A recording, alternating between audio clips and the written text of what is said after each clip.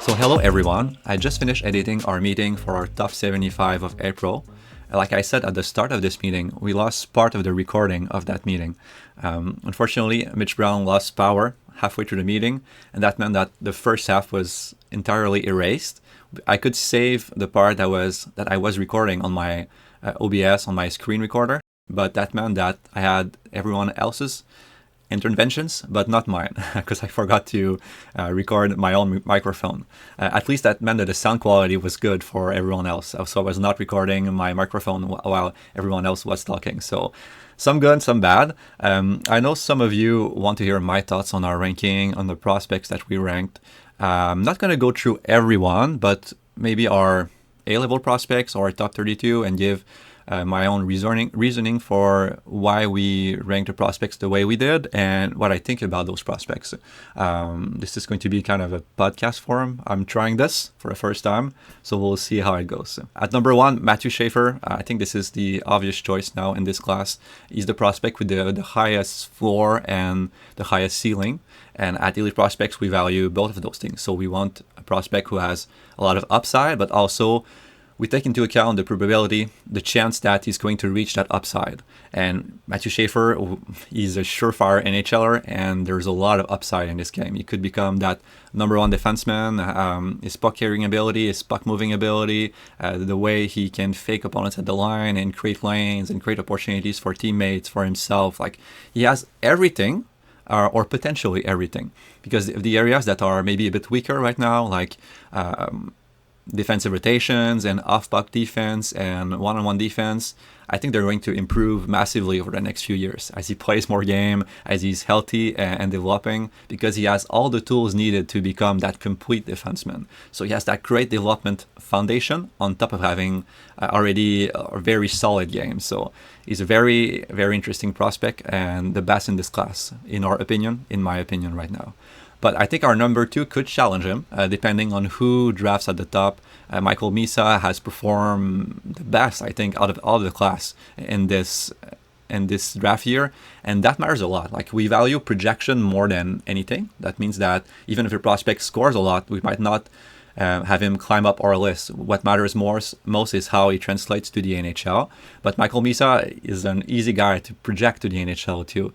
Again, a bit like Schaefer, he has a bit of everything. He can forecheck well. He has playmaking ability. His speed is significantly above average. He has the handling skills. He can make plays. He can deceive defenders. He's always rushing inside. He plays at a super high pace. The only drawback of his game, the only weakness, and it's not really a weakness, is that he's one of those players whose space create for him. I think sometimes like he does things a lot quicker than most at the OHL level, and that opens up a lot of opportunities for him. That might not be the case as much at the NHL level, where everyone is pacey, everyone is fast. I think he's going to have to find more ways to modulate his pace and lean on his playmaking, and he has shown all of the playmaking patterns you want out of a prospect. It's just that he's not as frequent of a high-end playmaker as some of the prospects we have behind, but that's the only thing that I can see as a weakness for him. In terms of being able to apply the two-way details on top of play driving, he's going to be a really strong center, I feel, because I really think he's a center in the league. Even though we've heard a lot about him moving to the wing, I don't see it. I think he's one of the prospects who projects the most to the center position that we've seen in the past few drafts. So I'm really confident about this projection. Porter Martone at number 3. So Porter Martone moved up a bit, but he was always in the conversation for that spot since the start of the year. I like when a prospect shows really high highs in their game, and Porter Martone has those. He has a very complete package. The skating is not a massive strength, but everything is there. Like, it projects as at least average in the NHL. The speed is good when he gets going, especially in crossovers, and it won't be an issue for him to follow the pace of the NHL and get ahead of it in moments. His best ability is really his playmaking, I think. He makes some really advanced reads on the ice and fast reads. Like, he can instantly see the play and what's going to happen next, spot a teammate running behind the net and get open the far post in an instant, hold the puck an extra second to make that pass. He relies a lot on teammates to carry the play up the ice. Like, he places a burden on them to make move around the ice to shift the defense while he finds space and plays a kind of connective game where he bounces the puck off of them, plays a give and go style. So he's going to need the right line mates at the NHL level to really succeed. One or two play drivers who are very at ease at carrying the puck while he finds space. But I think he's going to develop some elements of the power forward game, especially the net front. He's very good at deflecting pucks, at creating space around the net, at spinning off defenders, and at getting open. I think this is going to stick to at the NHL level and make him very effective at not being shut down as a scorer. Like, he's going to be diverse enough, creating differs enough ways to find the score sheet very reliably. I think with the right line mates, it could be a prospect, a player who breaks the point per game mark and becomes one of the best scorers in the league in some seasons, if everything goes right. Like, of course, the wavering effort, the wavering pace, the fact that he doesn't carry the puck that much, that he relies on others, that he's not very physical as a prospect, those are all weaknesses. But I think the highs are so great that in the right environment, he could really, really succeed. And this is a prospect I really like because of the way I approach scouting and I value prospects. That meant that James Hagens fell down one spot. We kept him very high during the year, always expecting that he was going to break out at some point during the season. It never happened. So at some point, performance has to come in and be a deciding factor. Like, he was more of a passenger in some game. He was not as much of a play driver, and not in the way that Porter Martone is in some games, where even if Porter Martone plays kind of passenger game in some shifts in some games, he always manages to show those highs and play it in a very smart and clever way that's really exciting to see anyway. Hagens has a kind of high-level playmaking, equal to Martone even, but it's just that it's not as frequent or as consistent at Martone, and the tools are not as interesting either. Like, he's a 5'10", 5'11". Is he going to stick at center? Is he going to drive the play? Is he going to become a defense breaker in the NHL, or just someone who plays well off others, who complement others, a bit like some other prospects we have a bit lower on our board? So is he going to be more of a complementary top six player, or really a true elite play driver? I think there's always that possibility with him, and the reason we kept him high is because he has those tools and that tool foundation, and he has a great development base. Like, the way he skates, he's not the most explosive, but his posture is really great. He can separate his upper and lower body. He's very flexible. He's very agile. He can handle the puck very, very well and make moves under stick through skates. Like, he has that handling ability and that agility and that playmaking vision. Like, he has a lot of ingredients that could make a top play driver in the NHL. It's just that the hockey sense is not like elite, more closing on high end, and at his size and the fact that he doesn't really take charge. This is something that really separates him from another prospect like Logan Cooley, who was always trying plays. We were a bit annoyed by that in his draft here, I feel, because he was always trying plays that didn't have that much of a chance of success. But that became a good motor of his development, like, because he was trying everything and always looking for the small gaps he could attack and engaging physically and like wanting to be the driver. I think that really had an impact on how he developed after. Like, he continued to add elements to his game, and he continued to keep his confidence high as he increased in levels, and his physicality developed, his two-way game developed, his net front game developed. Hagens, like I said, he was more of a passenger this season. He didn't have that development motor, or didn't show it as much. I anticipate that next year is going to look a lot better. Like Cam said in our meeting, surrounded by play drivers, it's sometimes harder for a player to show play driving skills because they end up being held in a kind of complementary role. So that might be the reason he didn't look as good as he should have this season. We'll see next year. And that's partly why we kept him at number 4, because he has that potential to really develop, because all of the ingredients are there for him to do so. So a very exciting prospect that I still really believe in. It's just that he didn't show enough this season, and we have to accept this at some point and move him down to a more conservative spot. Roger McQueen. if Roger McQueen played the entire season, I think he would be higher on our board at number number three, somewhere like this, maybe even challenging for number one. This is a prospect we really like. Like I know I hear everyone saying, but the injuries are there, they matter, but we can't take it into account as much as NHL teams because we don't have the medical background, we don't have the medical reports, we don't know how to project those injuries, and it's something that's too uncertain for us to really take it into account and find a way to input this in our ranking formula. Any attempt to do so would be really approximative and not be fair to the upside of the prospect. So we did take it into account in the sense that he hasn't played a lot of games this season. It's a very small sample size, but this is a prospect that we feel can do everything that James Hagens does, but he's 6'5", not 5'10", and that matters a lot in our projection to the NHL. He's a special prospect in the sense that despite being this tall, the mechanics are not affected too much by his size, and that's pretty rare. We saw that with other prospects like Anton Silayev, and in other in the past draft. Everything is moving so quick that I sometimes forget where prospects went in what draft. But Roger McQueen is a bit of the same case in the sense that his skating is very good for a player of his size. The crossovers as he attacks through the neutral zone are very smooth. They're perfectly balanced. He can change direction very easily. Of course, he doesn't have the same accelerations and same instant straight line speed that other players have. He doesn't have that capability right now, but he's going to change and add strength and add a lot more speed as he ages. The development runway with him is massive, and that's really important when we rank prospect.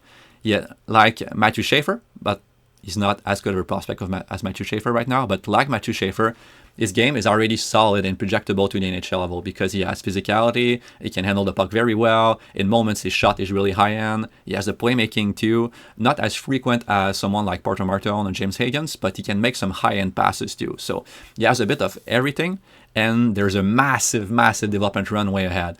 And this is a prospect who does take charge and want to be the guy and want to control the play. He plays the same type of game as Porter Martone in moments, more of a complementary space finding.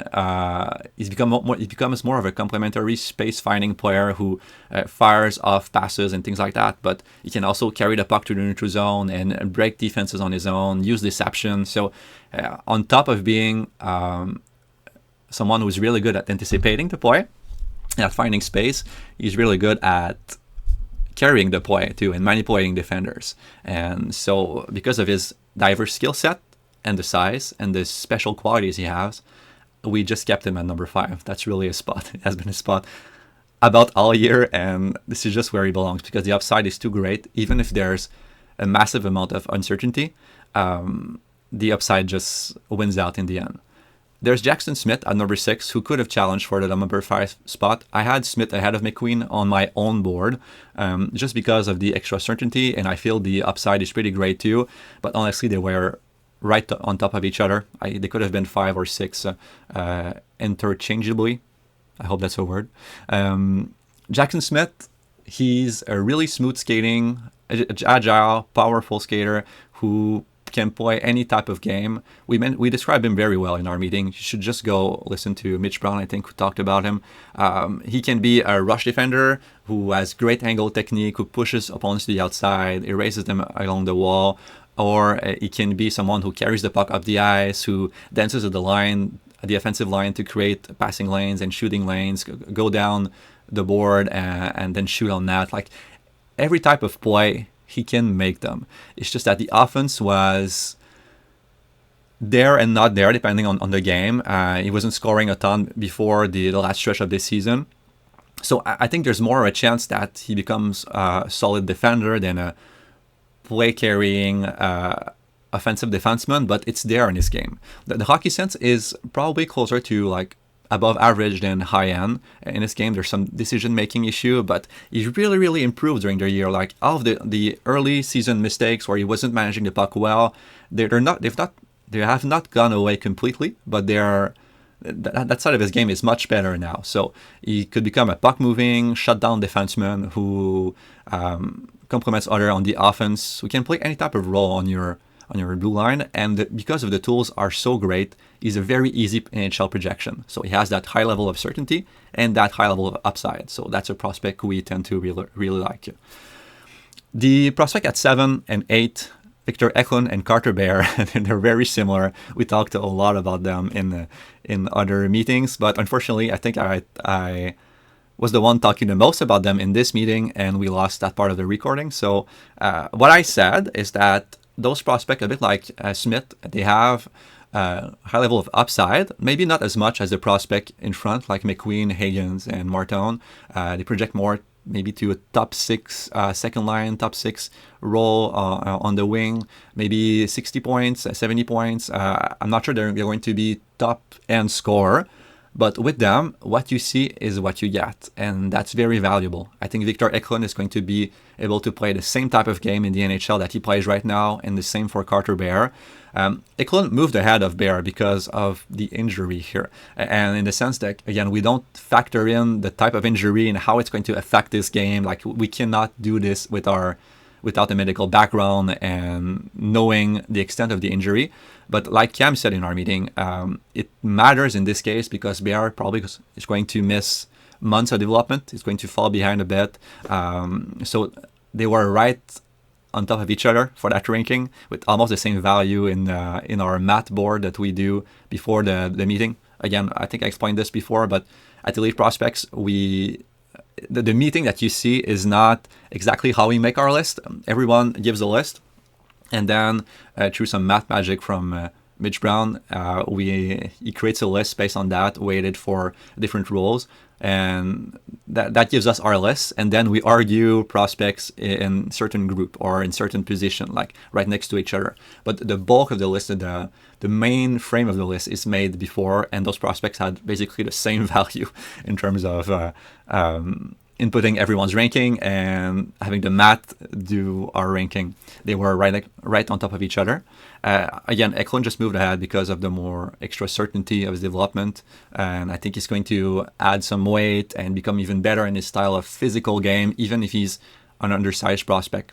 So he's very interesting prospect that we really like. We really like those type of player too, who are high motor, who have a high work rate, and who can also create offense, because his playmaking, we haven't seen it as much this season, but it's something that in junior and last season and in moments this season, it really flashed. And I think he's going to develop that side of his game even more next season as he adds mass and becomes comfortable playing at his level of play. Caleb Desnoyers, Jake O'Brien, Lynden, Lakovic, Anton Frondell, Justin Carbonneau. This was a highly debated tier or group in our meeting, and we could really order it in many different ways. I think some prospects had more support for the front of that group. Some prospects fell down a bit on that list. But generally, I think the way we ended that group, the way we ranked it, makes a lot of sense based on our criteria that I mentioned before. Ahead of everyone, we have Caleb Desnoyers at number 9. He's a bit lower than in some other board. We realized this, and it's the same for Anton Frondell, but there are reasons for this. It's just in terms of pure offensive upside. That may be the first thing I should talk about. We see Caleb Desnoyers as someone who is a very complete prospect who can hold his own in the defensive zone and push the play offensively. We like his playmaking game, but we don't believe it's elite. Like he's someone who takes advantage of space and mistakes, who attacks up and then stops moving his feet and looks for space where he delays. He curls up the board and looks for trailers or teammates that they could find inside space. He's not someone who is going to really use movement to drag defenders one way or a lot of deception to do so. He hits what's open most of the time. He has some deception in his game, and it shows up on a power play in moments at 5-on-5. He's a really good playmaker, but not someone who is going to have dynamic qualities at the NHL level, who can really break defenses reliably. So that's why we have a bit more doubt about his offensive upside, but the rest of his game carried him up the board because he can defend well. Like I said, he has a physical presence that's going to become better as he ages and matures and adds strength, and who can score around the net. And his shot is underrated, I feel, and he can score really if he gets a chance to shoot off the pass, and if he gets in the mindset of shooting, because sometimes Desnoyers tends to overpass in some situations. But I think this is all going to get fixed as he develops, and he's going to end up maybe as this second line center. And he projects very well to a center role, even if he played on the wing for most of the season. He's an easy player to see his package and say, that's a center at the NHL level. The reason he's ahead of Jake O'Brien, who potentially in terms of upside we like more, is that Jake O'Brien has one primary dimension in his game, and that's his playmaking. That's a lot closer to elite than Caleb Desnoyers, who Jake O'Brien can beat defenders dynamically. He can drag them out of position and attract multiple defenders on himself through movement, and then make a pass into space to a teammate. He also has some issues with not moving his feet as much and hitting what's open only, but he has more dynamic flashes than Caleb Desnoyers, and the passing skills in general, the handling skills, the ability to slip passes under stick and manipulate stick, get them out of the way to hit teammates. It's much better in his game than Caleb Desnoyers. So the playmaking, there's a gap there between them. It's just that the rest of the game is not as developed. We talked with McQueen and others in terms of the runway that these players have, and Jake O'Brien has a lot of runway ahead. We can anticipate that with more strength as he develops, because he's a very light player. He could add those elements, but we don't see them right now, so it's easier to put ahead a player who already shows them reliably than someone who we have to theorize that they're going to add those elements later on. So even if Jake O'Brien might have more upside than Caleb Desnoyers, and I think he has more upside, just a difference in certainty and completeness made it so that Caleb moved ahead just a bit. It was a really hard debate in our meeting, and I suggest you listen to what you can from the recording. There was also some debates between Lynden, Lakovic, and Jake O'Brien. Lakovic has more dimensions than O'Brien because his shot is a little better. His skating in crossovers is a little better. He's taller also. And he has some chance to become even more of a dynamic player than O'Brien and become even better along the walls because he has that frame. It's just that right now we don't see any physicality in his game, and it hasn't really improved in any viewing this season. So he's still the same player he pretty much was at the start of the season, but the tools are awesome, honestly. They're almost top of the class, like top 5. And if someone gets Lakovic and they teach him to play a more translatable NHL style and use this frame, he could become a monster on the ice, and we have to respect that. So he fell at 11. It's just that the room like O'Brien a bit more than Lakovic, but they're right on top of each other, these two, and it's the same for Anton Frondell after. Anton Frondell, this is a prospect that we talked a lot about in the meeting and said a bunch of things about him. He's also a prospect I wanted to add a bit more on him, but we ran out of time, so I have the occasion right now to talk more about him. What I like about him is that he has some elements that are very translatable to the NHL. His shot is high-end, especially in one-timer, off the pass. Like he could score some goals from pockets of space at the NHL level, and he could potentially become a half-wall shooter, and that would mean a lot of goals, a lot of points, just because it would occupy a spot that's very high leverage at the NHL level. I also like his ability to find space in the offensive zone, and he has some moments where his handling skills really, really shine. Like he can catch the puck and tread it under the stick of a defender and come back the other way. His hands are really quick in moments. It's not consistent as much, but this is something that I feel is going to become a strength of his game as he ages. And he has the physicality. Jimmy called him a truck in our meeting, and that's exactly what he is. Honestly, he's heavy, and he plays a very heavy game, and he wants to hit, and he's not shy about using his physicality, and he goes to the net. He has a lot going on. with that, honestly, and just that facet of his game is going to endear him to many NHL coaches. And he has a moment where his passing skills also shine in the offensive zone. Like he can find teammates in space. He can make the logical next play. The issues are, and I think I have to talk about these issues more than other prospects because we have him significantly lower than other athletes. It's just the play driving ability, especially at 5-on-5. His transition metrics are not very good. And while the sample on this is about like 15 games, when there's such a difference between him and other prospects that we've seen in the Allsvenskan and in Swedish professional hockey, and with Eklund, who plays on his line and who plays away from him in some other games, it's a very real weakness in this game. He doesn't carry or pass the puck from the defensive zone to the offensive end reliably that often, honestly. He has the passing skills, but he's more of a straight line dump and chase guy, and that type of game works not as well at the current NHL level right now than it did a few years ago. So he's more of an old school player in some ways. He's not a frequent playmaker, so there are flashes of playmaking ability, but they're more inconsistent than other players in this draft, and they're not as high end. Like he can manipulate defenders sometimes to open space, but it's not something that's very present in this game. It's very, very occasional. And that might be why he succeeds more with a player like Eklund on his line, who can really drive the play and carry the puck up the ice and create space for him.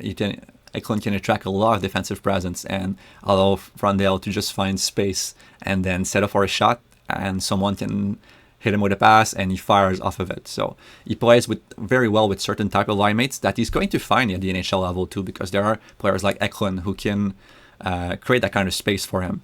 Frondell can create space for others with his presence around the net, by attracting multiple defenders there, but in terms of transition play, I don't think this is going to become a strength for him, even if there's the potential for development. And there's and it's in terms of development runway, and that's the main argument. I think the main reason why we differ from other outlets and from some NHL lists on Frondell. It's just it always comes back to his age. Frondell is 17 and he's young 17. Let me just check to make sure. But he's already May. He was born in May, so he's a young prospect in this class too. But is he really someone who has a lot of runway if he's physically built, and if he looks like a 25-year-old NHLer in his body and the way his muscle mass and the way he plays that heavy game, or is he someone who's more developed than someone than another player like Eklund? I tend to see it as what matters is not age; it's more how much physical development and experience a player can still get. In terms of experience and learning how to best use their assets, I think Frondell has development runway. But in terms of being able to add elements to extra strength and becoming a better player through that extra strength and that extra training, I think Frondell is one of the more maxed out player in this entire class. I think she's someone who arrived early in professional play, who thrived because of his special tools that he already had earlier than other prospects, and now might have plateaued in some element of his development or reached closer to his ceiling in that. I might be entirely wrong with that argument, but it's something that feels logical based on his kind of physical profile and the way he plays. There's also the type of game that he plays. He's more of a shooter who finds space. The playmaking game is not as developed as that shooting ability. That transition game is not as developed as that shooting ability. And in terms of prospect type, this is a type of prospect that tends to translate or not. There are more risk associated with that kind of profile. Like he's not Cole Eiserman or this kind of USNTDP shooter who didn't work out. But there are more example of these type of prospect who they carry more risk and have more difficulty adapting their game to the next levels. Frondell has a B type of game, that he could become, even if the scoring element doesn't work out, he could become a forechecker and a defensive presence. Like, he has that floor that's pushing him up our board. And his exceptional run in the Hockey Allsvenskan, also pushed him up our board, because we value production. We value being able to score at historic rate, even if it's just for a couple of months. That matters on our board. But there are also questions about his profile, about is he maxed out physically, about his lack of transition game, lack of play driving ability. A lot of elements have to go right in terms of development for him to really reach that top line center ceiling. It's possible, because he might be just a player who has those physical assets but hasn't learned to really use them to their maximum ability.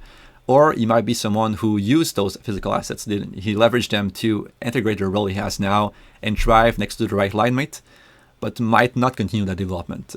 So those questions are what keeps him outside of the top 10 at number 12 right now, which we feel is a fair spot now, respecting the upside potentially and the scoring rate and the special elements in his game, but also the doubts that we have about him.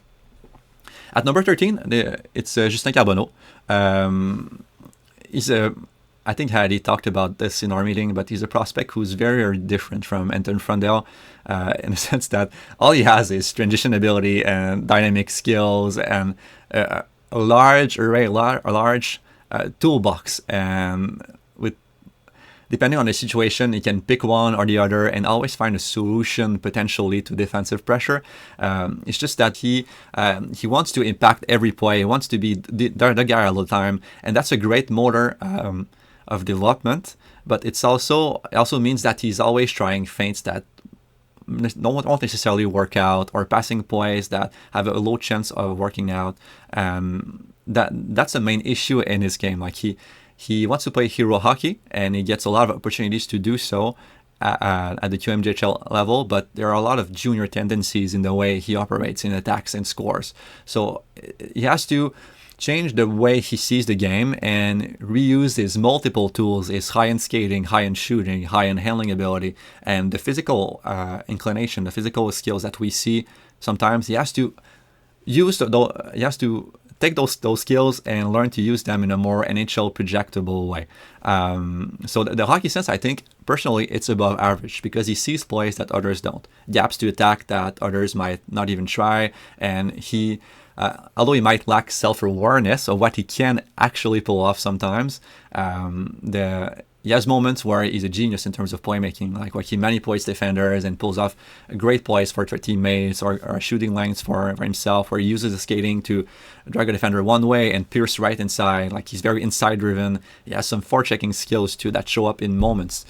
So there's a potential of a B game for him too. If the scoring doesn't work out, he could become that kind of forechecker and play in the middle six and contribute on the scoring occasionally, have some run of points at the NHL level. It might be frustrating for an NHL coach too if he doesn't mold his game in the right way. And that distinguishes him from Anton Frondell. That's a separation. Frondell, even if the scoring doesn't work out, is going to be a plug-and-play player who is going to do all the right things, or most of the right things, and be very player a coach can rely on. Just think Carbonneau, that there are more questions about this, but he's a player I really, really like. At some point, like in a redraft, he could become a top 5 prospect, because a bit like Lynden Lakovic, because the tools are so good. And when you have the tools foundation and that desire to impact the game, usually it leads to good things. I wish we could move him up, honestly, because he's a top 10 caliber prospect, but there are just too many very interesting and good prospects in this draft. So he ends up at 13, but honestly, it feels like a low end for him with what we value at elite prospects, and especially with what I like in prospect, which is that those flashes of high-end ability, that tool foundation, and that desire to impact the game. At 14 and 15, there is Radim Mrtka and Logan Hensler. Those two prospects are similar in terms of upside. We both think they could fill a top 4 role. Radim Mrtka, because of his size and reach and puck moving details. He's someone who's very good on retrieval despite his size. Like he can misdirect for checkers and make passes to space to teammates, and he has some defensive details and the size and the reach to really apply those defensive details and be successful defending away from the puck, covering attackers, and also on the puck one-on-one with trying to separate an attacker from the puck. He has that physical ability, although he could be more physical than he is now. He has that potential to play a one-on-one shutdown game and also take up a lot of space away from the puck and really deny a lot of possibilities from the opposition. And just that he has some offensive abilities, some play driving qualities in his breakout abilities and puck distribution at the line. That whole package gives him a lot of upside. We're not sure he's a top line defender, but all of those elements are sufficient to really project him to a top 4, number 3, number 2 role next to the right teammate. And now at the NHL level, assigning numbers to NHL defensemen is a bit harder, especially in the top 4 when you don't have that clear number one defenseman. Everyone plays a different role, and he has that ability to really play more on the defensive side and still bring offense while having good possession metric. Logan Hensler is a prospect who rise on our board this time around. While we do have some hockey sense doubts about him because he's committing mistakes and his play is not always consistent, the tools and the defensive details are really there, and he's capable of, a bit like Mrtka, picking up the puck on the backboard and moving it to teammate inside space. He wants to take charge of the play to an extent, and it's really when he defends the rush and absorbs pressure and pushes attackers to the outside and angles them and takes the puck away from them, and the way he is always scanning in the defensive zone and repositioning, and he's very active, and his motor really shines, and his work rate, like he wants to influence the play. He's always in mentally in his shift, even if he has some mistakes. This kind of abilities, this mental engagement and motor and physical potential, on top of having one of the best skating stride in the draft and enough size, this is a top 4 defenseman package. Even if he will continue maybe to commit some mistakes at the NHL level, I think a coach is going to be able to pick him up and just teach him how to play according to the system, and he's going to thrive in that way. He's going to activate at the right time, make the right move at the line, because they're going to be evident for him with experience, and just defend with a reliable partner very well, because the game is going to become more predictable for him, and he won't have to make as many reads maybe as this season that he had to do in Wisconsin in a team that's maybe a bit chaotic. When a game is going to become more predictable for him, with those tools, we feel it's going to be having a top 4 impact at the NHL level. Cameron Schmidt is the player I pushed hard to keep at number 16 on our board. I really believe in Cameron Schmidt. I feel there's a lot of development runway ahead for him, and he has many special attributes. So he might be 5'7". I think the skating is high-end, the shot is high-end, the playmaking is not high-end consistently, but he has those flashes where he can spot teammates in space and relay them the puck and drag defenders with him, create space for them. You kind of get a feel for what I value as I talk for those prospects. The manipulation game is important when projecting a player to a top 6 role. They have to be able to not just make plays that are evident, but create those plays. And Schmidt has that ability. His decision making is inconsistent. His playmaking is inconsistent, but it's plenty good enough to project that as he continues to develop in the WHL, he will continue to add those elements. His performance wavered during the season. It was better at the start of the year, and now it's picking right back up in the playoffs. But there's enough of a tool foundation that his size probably won't matter at the NHL level, I think. Of course, there's more risk with his profile. That's why he's at 16 and not in the top 10 anymore. And that usually happens with the prospects we really like, but have to respect the risk of their profile. They tend to slide down a bit during the year as other prospects emerge as more certain projections. But Cameron Schmidt, in terms of comparing him to other smaller prospect that made the NHL recently, like Stankoven and Caulfield and DeBrincat, his shot is about equivalent to, not necessarily like Caulfield, but DeBrincat maybe, and he has that kind of physicality and the motor of a player like Stankoven that really made his success and allowed him to translate his game to the NHL. And he's capable of holding back pressure and slipping inside defenders to steal the puck and get off the wall with it. And he's always in movement, very hard to contain when he gets going with his really high in speed. It's just that his game has to become less shooting off the rush and more shooting off passes, which that transformation happened in the playoffs. We saw him score a bunch of goal off passes like NHLers do. And his game has to become more passing off the rush and learning to modulate his pace and integrate teammates in his plays. But he hasn't played that many games over the past few years. And if he can get healthy for a full season and play that and find teammates who help him develop that kind of playmaking game, he could really become a special prospect and in a redraft become that top 10 prospect that I saw at the start of the year. Braeden, Cootes, Brady, Martone. There are two safer NHL projection who could become third line, middle six prospects who have that high motor, that physicality, who battle for pucks. Cootes is even better defensively. His two-way game is really one of the best in the draft. And in moments, the playmaking game is there too. He can make some difficult passes, and it's the same thing for Martone. Martone has the higher ends, the higher highs in terms of creativity. Cootes has more of a consistent impact from game to game that pushed him ahead a bit.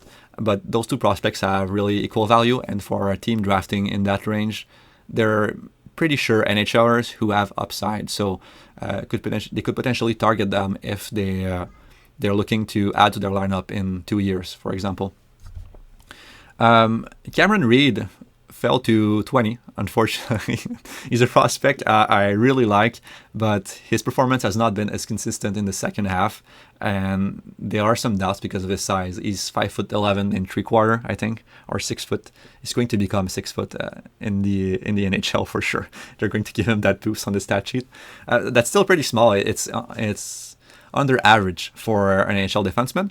What makes me really believe in him, and I would have him higher than this, is this skating ability. I think it's going to allow him to cover an equal amount of space as larger defensemen who have that kind of range, who can not move and cover that space.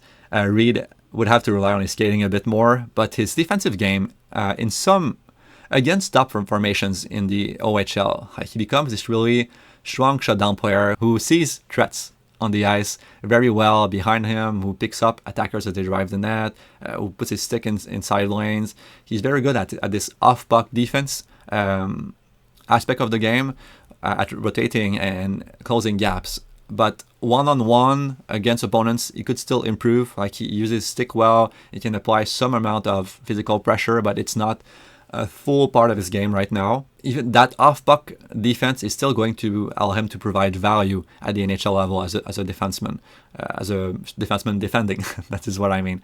And he can carry the puck up the ice and he can move at the line. He's a prospect whose skating creates for him more than his playmaking or creativity. Like, it's more about moving and dragging opponents with him and seeing how that influences the ice and what kind of gaps it creates, more than him planning his touches and manipulating defenders, a bit like Lane Hudson, diminutive defenseman too. But I feel like as he develops in the OHL and has more offensive opportunities, as his team improves, he's going to develop more of that playmaking side of his game, because I've seen him use give and goes to beat defenders and create lanes with fakes and things like this. So the offensive part of his game will have to develop for him to become that top 4 defenseman who has a two-way impact. But even if it doesn't develop fully, I think he still has that kind of floor because of his skating ability, because of his details and awareness on the ice. So Kashawn Aitcheson has that high-end physicality, that special ability that just move him of Reid. You want players like this in your lineup who never hesitate to hit opponents, who will engage everyone physically and have a level of skill to complement that game. That kind of quality is looked for at the NHL level, because not everyone has it right now in the modern game. So I feel like Aitcheson is someone who will go pretty high, maybe even top 10 at the NHL draft. I feel like some team missing that kind of element is going to target him, and add him in the lineup and be very happy with their addition. I'm not sure he's going to rise necessarily to like a top line or top 3 role in a blue line. There's a chance his upside is capped at a bottom pairing and he just provides that special element. But there's also a chance that his offense continues to develop and his puck moving ability and his defensive details, and he really becomes that complete package of a defenseman. The tools, the tools are good enough to lead to development, and he has shown when he had more space on the ice this season that he could make those more advanced offensive reads. At 21, we have Benjamin Kindel. Benjamin Kindel is a very creative prospect who has a lot of elements to his game now, who keeps developing. His playmaking game is one of the best in the draft. His vision, his ability to see teammates through defensive lines and hit them with really precise passes. He can score on the net. He can score from a distance to an extent too. He's always working.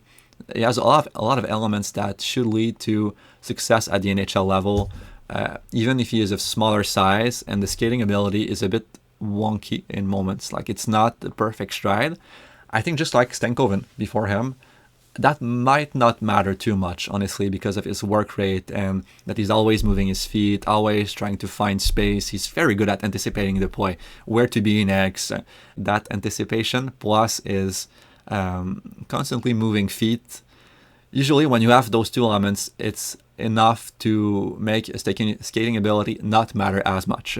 It's always best to be a high-end mover because the NHL game is much easier when you have that. But when you don't and you have those two other elements, usually that diminishes the weakness of the skating a bit. So he's a prospect considering his creativity and his high-end scoring and his multiple offensive abilities, who just kept rising on our board, and he's now at 21. Blake Fiddler is a prospect who is really at the beginning of his development. We should put it like this. He's mistake prone, but he's 6'4", I think. I should know this by heart by now. He's 6'4" and a high-end mover. The agility is real. Yeah, 6'4". He's a high-end mover, so he can cover a lot of ice potentially, and he's very physical too around the net and the board. So you can see how that package could translate to a shutdown role. But Fiddler is also a prospect who likes to make plays and tries those plays, and who will attempt to dangle opponents one-on-one at the line and relay passes to teammates inside space near the net. He's constantly activating and looking to take passes from teammates too. Those elements are not consistent in his game and they're not very refined. The decision making needs to improve significantly. But again, he has that tool foundation and the desire to make plays. And if he doesn't end up reaching that two-way upside in a few years, because he's a long-term project, like 4 years or more, he could still settle as a bottom pairing, effective shutdown guy who might have some games where his fans and coaches don't like him as much, but some games where he's really high-end and shutting down every play. So there's a lot of development potential with him, and that's why he's so high on our board. But again, long-term project. I bet he's going high, though, because of the tools. I'll talk also about Shane Vansaghi.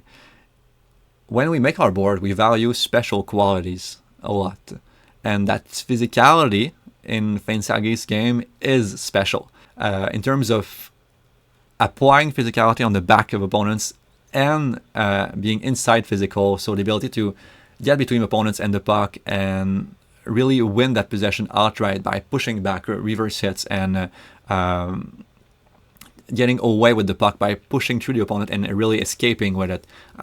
It's really elite in this game. Like, it's that physicality grade should be an 8 or 8.5 in our evaluation at the end of the season, because he has every element of the physical game you want. Even around the net, he can position between defenders and the goalie, create pockets of space for himself, and get shot off. Like, he can receive pucks and fire them, and just as he's rushing the net, because he manages to use his body to really shield that shooting space from the opposition.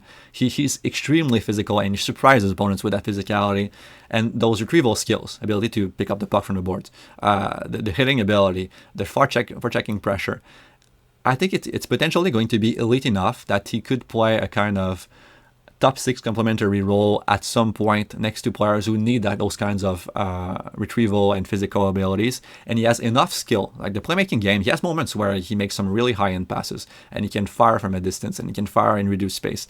There's enough skill to really score off of teammates who are better playmakers but who are not necessarily physical. So potentially he could be a great complementary player in a top 6. A more realistic projection is maybe like middle 6 forechecker or third line forechecker or bottom line forechecker.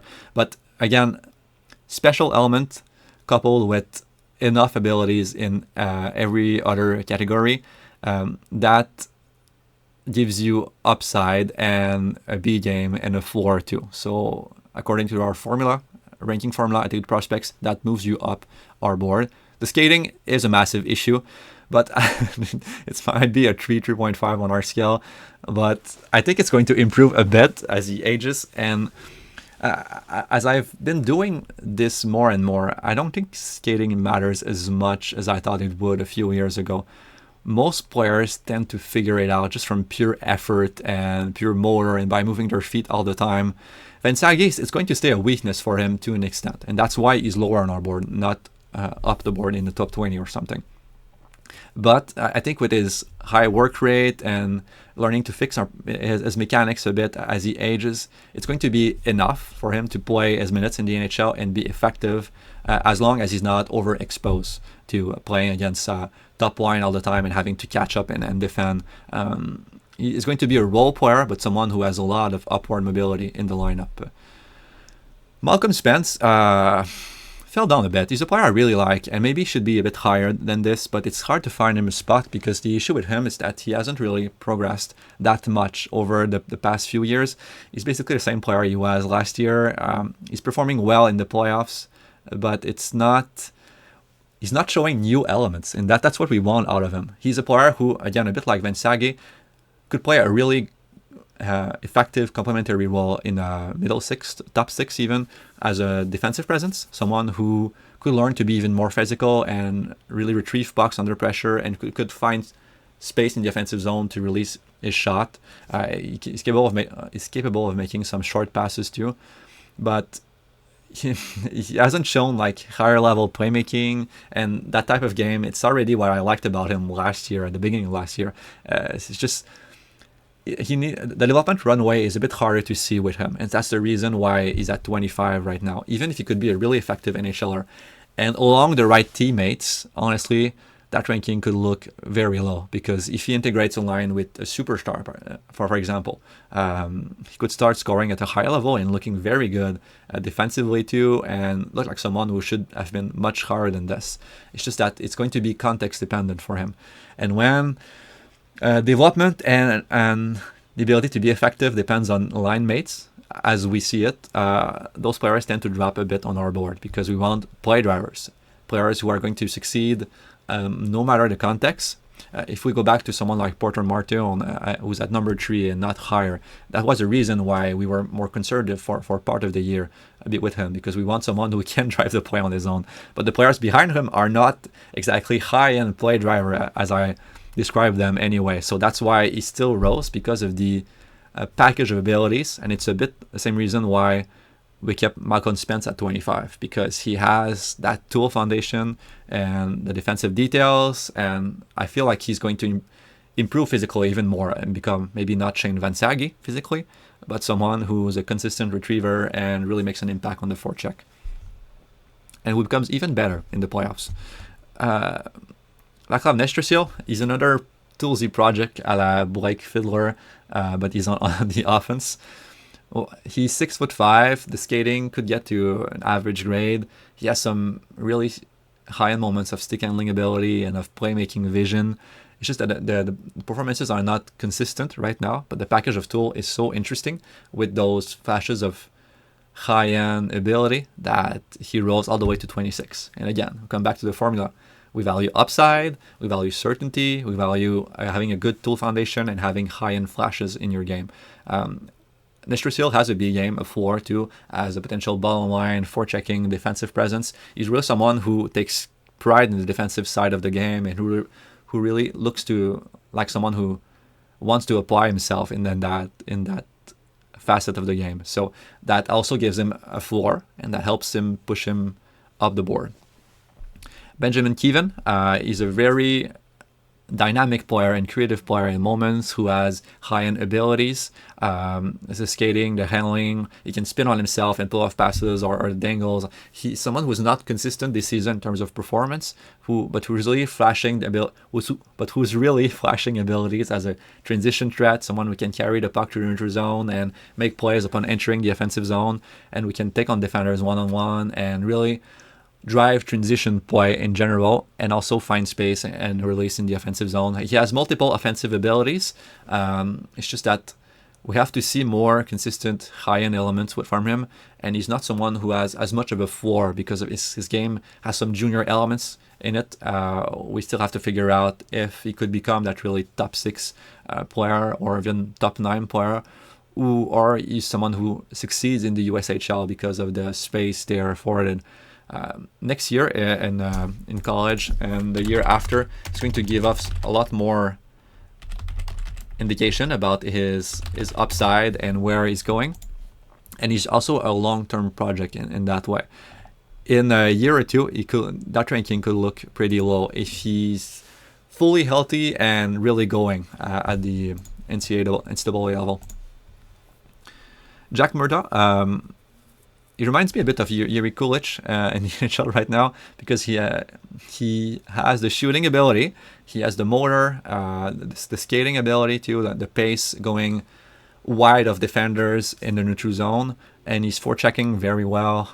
He has that kind of physical presence, and he battles for the puck, and his playmaking keeps improving during the season. Like, he has more high-end flashes than he did at the start of the season, and that's a development curve we predicted for him in our previous meeting, because that's usually what happens. The issue with his environment is that he doesn't have predictable line mates to feed the puck to reliably, so it's harder to pull off those high-end passes, but he has them in moments, and in a less chaotic and unpredictable environment, he could really start to shine as a two-way player, dual threat, someone who can pass or shoot depending on what's open, with always more of a lean towards shooting.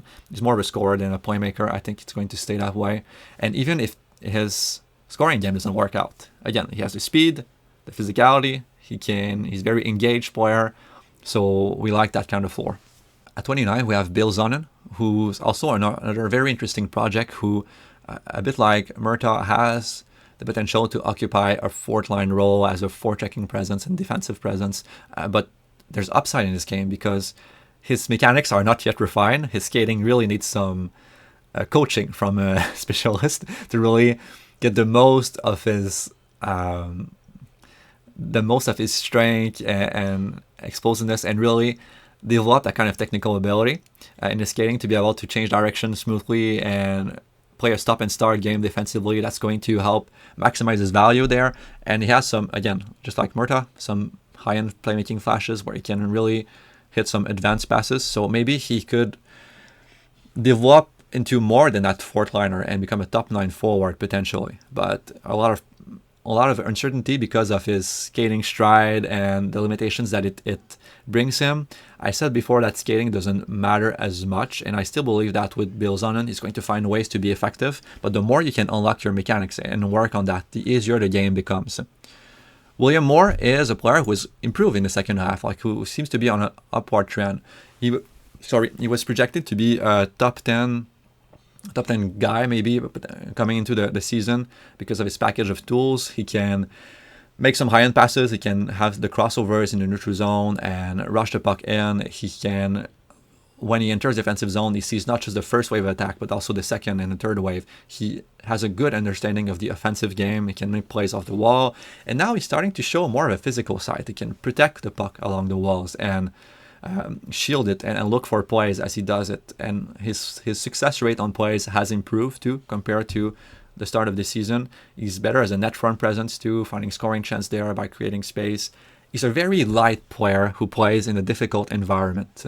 So it's all projection. With him, it's taking him and saying you have the skating ability sufficiently, you have the handling skills, the passing vision, and the physical kind of power forward game. He might not be a true power forward at any point in his career, but he can protect the puck and go to the net. You have all of those elements. you just need to add more weight to your frame and develop a higher success rate in a better environment over the next few years when you have more predictable line mates where you know where to find them and learn to orchestrate plays through them. He has some element of Michael Hage last season, a player who had a lot of tools but some question marks, and then he really boomed in college after a year more of experience, more with extra weight on his frame and more experience and a more creative environment around him, could really boom as a prospect.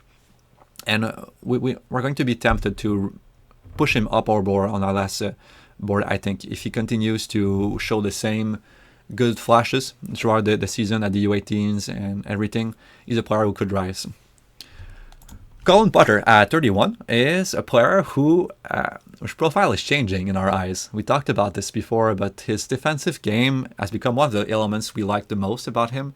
He's very good at finding the right spots in the defensive zone and playing off others, staying connected to the system, supporting his defenseman low in the zone, taking the puck and carrying up the ice. He positions very well and he's smart about his rotations. The next step for him is using his skating ability and his transition ability to create more reliable and repeatable plays.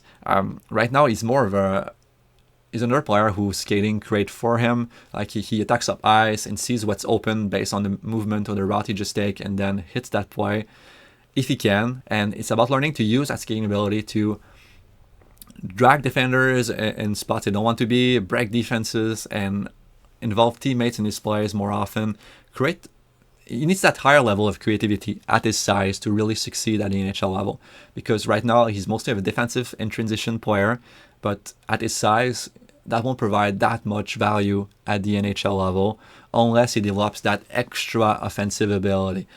Something more special in this game, like working on his shot or developing that playmaking to a higher level, learning to use his skating as a deception tool even more than what he's doing right now. There are flashes of that, but it's not as reliable as some of the other players we have ahead of him. So even if we really like the way he has improved to really become an effective NCAA player, the projection to the NHL, there are more questions with him than others.